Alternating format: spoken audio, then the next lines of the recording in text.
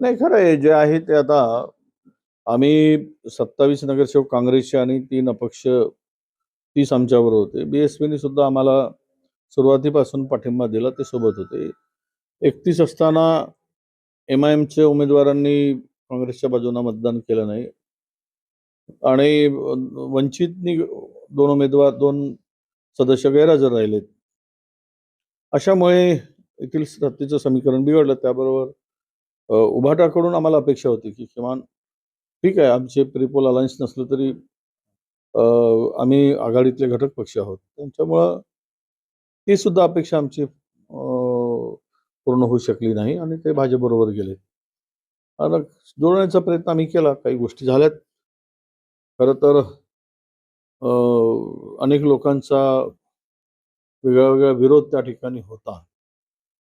सांगायचं झालं तर वंचितची भूमिका असेल किंवा उभाटांची भूमिका असेल, ही माझ्यासोबत येण्याची तयारी होती आमच्यासोबत, परंतु त्यांना महापौर पद पाहिजे होतं.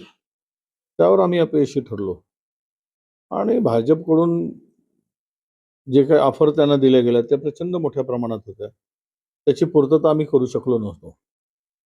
अनेकांनी ज्या अपेक्षा व्यक्त केल्या, मग त्यामध्ये अपक्ष असतील किंवा वंचित असतील, इतर किंवा असतील, त्या सगळ्यांच्या अपेक्षा खूप मोठ्या होत्या. त्या सगळ्यांच्या अपेक्षा पूर्ण करणं आम्हाला शक्य नव्हतं आणि आमची स्ट्रॅटेजी पण चुकली. आम्हाला माहित होतं की आम्ही 27 एकत्र आहोतच, आज नाही उद्या येणारच. पक्ष म्हणून एकत्र यावं लागतं. आणि मी तर 2 पावलं मागे घेतलं की सत्ता यावी म्हणून उपमहापौर पदसुद्धा मी सोडलं. कारण सत्तेचं समीकरण जुळवताना कधीही आपल्या लोकांना न्याय द्यायचे आहे. आपल्या लोकांना सत्तेत सहभागी करायचं आहे. त्यामुळे आकड्याची जुळवाजुळव करताना आवश्यकता पडली तर 2 पावलं मागे जावं लागतं. आणि तोही केलं मी. म्हणजे माझ्याकडे तर महापौर नाही, उपमहापौर नाही, काही नाही. माझ्याकडे 18 सदस्य होती माझ्या बाजूला. अर्थात ही सगळी काँग्रेसचीच होती. त्यांच्या बाजूला होती ती काँग्रेसची, माझ्या बाजूला होती तीच पण काँग्रेसचीच होती. पण जे काही ठरलं होतं हायकमांडनी सांगितलं, तरीही पण मी माझी भूमिका मागे घेतली. तरी आम्हाला अपयश आलं. त्याची अनेक कारणं आहेत. आत्ता काही सांगणं ते घाईचं होईल. पण आमच्या हातातोंडाचा घास मात्र हिरावला गेला. पूर्णत्व जबाबदारी जर कदाचित एकट्या कोणाकडे तरी एकाकडे दिली असती, तर त्याचे चित्रही आम्हाला त्या पद्धतीनं वेगळेपणा दाखवता आलं असतं. म्हणून मी म्हटलं आज काही बोलणार नाही.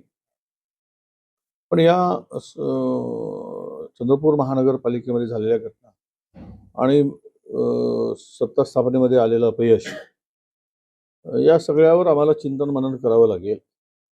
नगर परिषदामध्ये प्रचंड आम्हाला यश मिळालं. कदाचित इथेही तिकीट वाटपामध्ये थोडासा चुका आमच्याकडून झाल्या.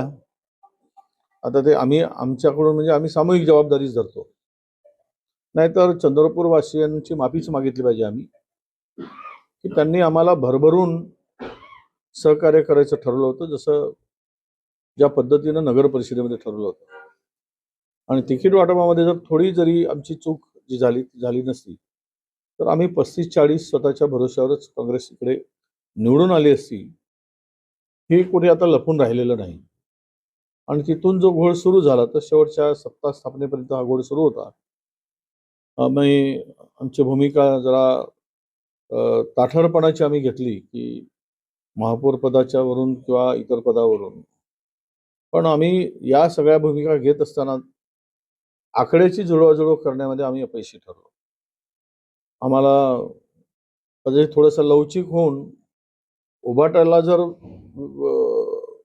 सांभाळून घेता आलं असतं आणि त्यांना महापौर पदाची त्यांची जी अपेक्षा होती ती पुढच्या 2.5-6 वर्षांनी जर ऑफर दिली अशी कदाचित, तर त्यावेळेस यशही मिळालं असतं असं मला वाटतं. अर्थात या जर-तरच्या गोष्टी आहेत. पण जो आम्ही हारलो किंवा आमचा पराजय आमच्या जिव्हारी लागलेला आहे. जनतेची, चंद्रपूरकरांची इच्छा असून आम्ही सत्ता स्थापन करू शकलो नाही. त्याबद्दल चंद्रपूरकरांची मी जाहीर माफीच मागतो.